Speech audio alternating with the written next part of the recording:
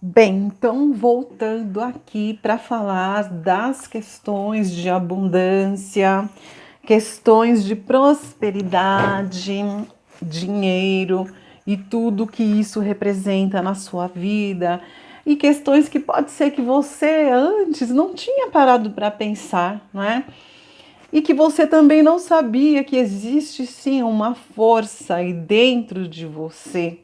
E essa força, ela existe em todas as pessoas, tá? Não tem diferença. Não tem diferença da tua força, da força que existe dentro daquela pessoa que você tem como ídolo, do teu inimigo, da tua família, do teu pai, da tua mãe, do presidente da república, do prefeito, não importa, do médico renomado, daquela pessoa mais rica que você conhece. Essa força existe dentro de todos. Não existe esse tipo de desigualdade energética. Jamais, jamais a criação faria isso. Jamais a criação faria seres diferentes, não é? Na própria composição energética.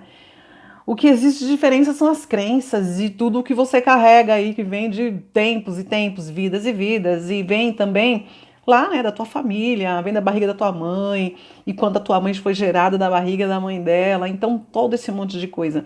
E principalmente o tema o que a gente fala hoje aqui, é sobre o que a religião trouxe, né? Então, quando eu falo religião, eu não quero ofender a tua religião, a tua fé, mas eu quero trazer sim informação para que você não se veja como aí alguém que tem que pagar algo, não é?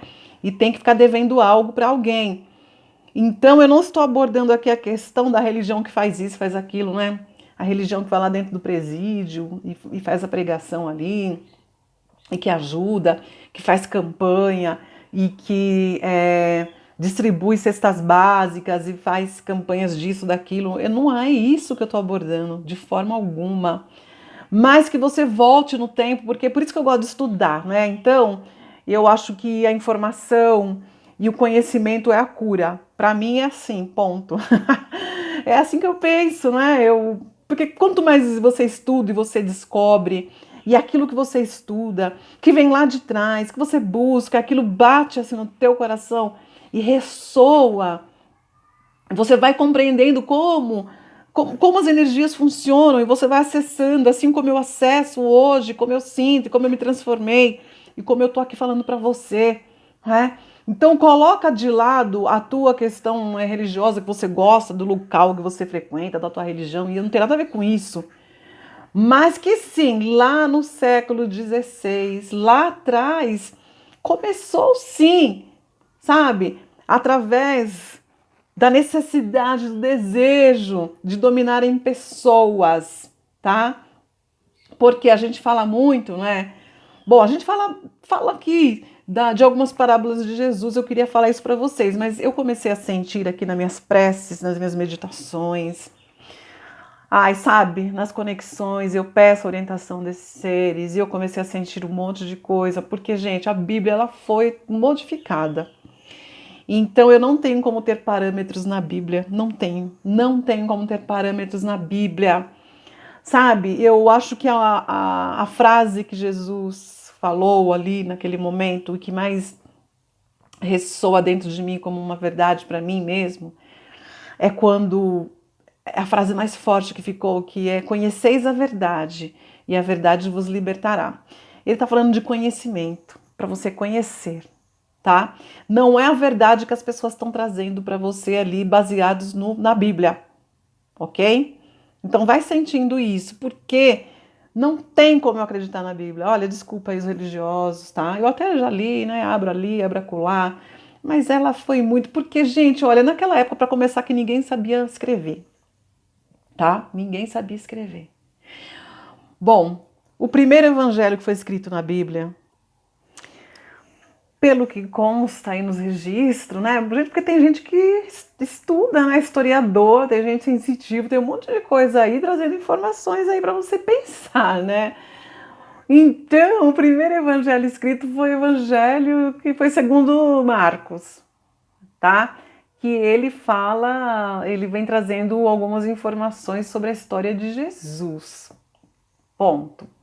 Isso foi escrito há mais, sei lá, de 30 anos depois da que Jesus foi crucificado, não é? E isso daí foi muito mexido, porque, olha, eu vou dizer, a Igreja Católica Apostólica Romana mexeu muito em tudo isso para trazer o domínio e colocar medo no povo, tá? E essa questão de humildade aí que se prega tanto na Bíblia, trazendo a questão da humildade, dizendo do reino dos céus, né, dos merecedores do reino dos céus, e que se você for rico, você não vai para o céu, esse monte de coisa, foi colocado muito depois que Jesus Cristo foi crucificado por Paulo. Ele vem trazendo essa questão de humildade. E essa humildade, na verdade, foi colocada sob os domínios da igreja, porque a igreja queria pessoas que fossem dominadas, tá? Olha, gente, eu não sei, eu vou ser ousado em dizer, não tem as palavras de Jesus dizendo sobre dinheiro, isso e aquilo, não. Não tem não, sinceramente, tá? Vai refletindo sobre isso. Em que momento que entrou isso aí na Bíblia e dessa especulação que foi feita? Então a igreja veio dominando, né? E isso começou ali atrás, na época de Constantino. Eu não vou entrar nessas questões históricas, mas uma coisa eu te falo, estuda, procura entender isso. Por que foi feito isso por Constantino lá atrás? Para dominar a população, mas isso não tem nada a ver com Jesus, com Deus, com nada, tem a ver com o poder, isso sim, tá? E a Bíblia, ela é sim uma forma de dominar. Aí desculpa você que está ouvindo que você foi criado nas bases católicas, eu também fui. Porque o catolicismo foi a colonização do nosso país aqui. Mas acontece que, olha, é um livro que vem para dominar, colocar medo, trazer o pecado e que veio demonizar o dinheiro, demonizar o sexo e tanta coisa aí boa. E a Bíblia e todas essas pessoas que têm esse interesse fizeram isso. E aí você engoliu, né? Todo mundo engoliu isso goela abaixo. Porque veio lá de trás, né? Eu tô falando disso daí do século XVI, antes do século XVI.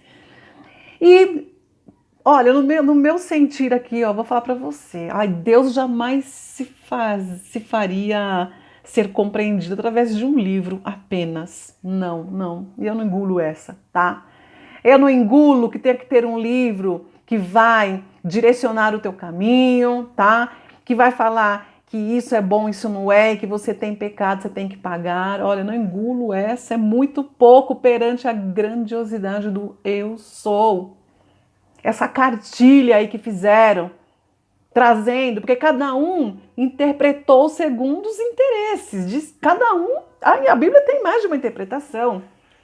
Olha, para começar, a Bíblia não era nem traduzida, né? Quem veio? Bom, vou falar de mais uma pessoa importante aqui que você vai pesquisar hoje, hein? Antes de dormir, lição de casa da tia Neiva aqui. Olha, vai procurar ali quem foi Lutero, para você entender um pouco. Não estou dizendo que ele foi um santo, não, mas ele foi o cara que... Bom, ele era um monge, né? Agostiano lá, e ele era professor de teologia e tudo. Bom, ele se tornou uma figura muito polêmica aí, porque ele que trouxe uma reforma, a reforma protestante, ele começou a protestar, porque ele se levantou contra esses dogmas aí que o catolicismo romano veio trazendo sobre as pessoas, né? Sobretudo sobre essa doutrina de que o perdão de Deus pode ser adquirido, que você pode comprar através do comércio que eles faziam na época de indulgências. O que era isso? Eles cobravam para a pessoa subir de joelho, se arrastando na escadaria da igreja de Roma. Além da pessoa fazer aquilo ali como penitência, tinha que pagar. E eles tiravam tudo das pessoas, até galinha que a pessoa tinha, porque não tinha dinheiro, né? Então, reflita sobre isso. Da onde vem esse inconsciente coletivo de que você, para ser humilde, tem que ser pobre? Isso não existe, porque tem muito pobre aí que não tem dinheiro e é super arrogante. E tem muita pessoa de bem, né, que tem empresa e ajuda o outro, é bem de boa. Então, isso aconteceu durante o século XVI que o Lutero veio contra tudo isso, né? Então ele veio trazendo para o povo isso, e aí que nasceu o protestantismo, ok?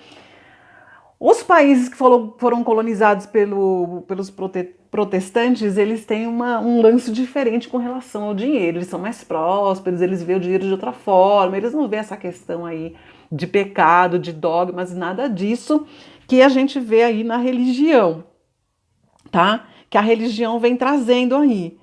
Bom, eu achei engraçado quando eu senti no momento de escolher e de vir esse tema, que as pessoas, eu abri, né, para as pessoas participarem, e muitas pessoas falaram sobre abundância, sobre prosperidade, financeiro, né, que é o grande lance de transformação das pessoas, é o financeiro.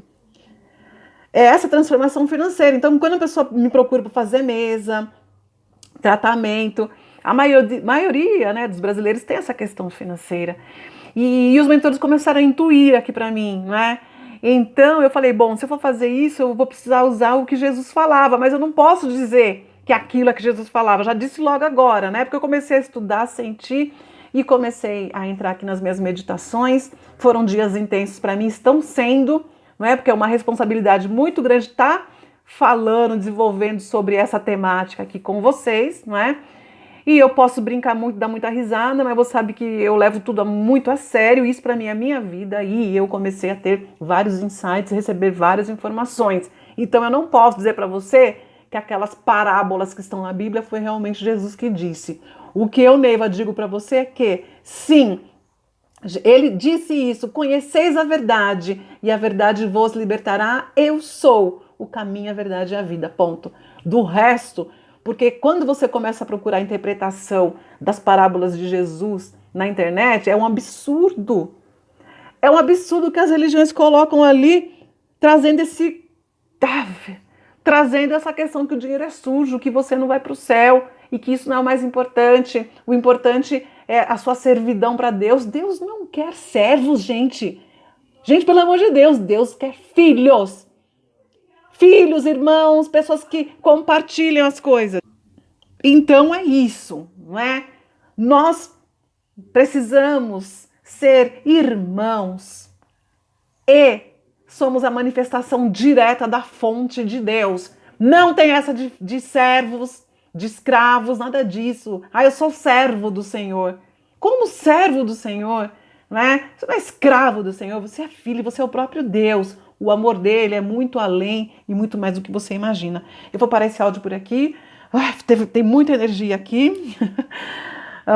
Desculpe se me exaltei um pouco, mas é necessário que você compreenda, que você sinta, que você busque na história, que você compreenda. E eu vou postar um filme aqui para você assistir. Na verdade, eu vou assistir primeiro esse filme. Amanhã eu falo para vocês sobre ele e posto para vocês aqui, tá? Que é para que você tenha conhecimento das coisas, você tire de vez esse trauma, esse dogma, essa questão do dinheiro, aí arranca isso de você, pelo amor de Deus, para, porque você merece muito mais do que isso que você tem aí. Se transforma, tá? E isso você faz em nome do eu sou, que é Deus em ação em você, ponto final, não tem mais nada. Tem Bíblia, não tem nada, não tem pecado, e não tem nada disso que você engoliu aí, porque a religião veio trazendo isso pra você, tá bom?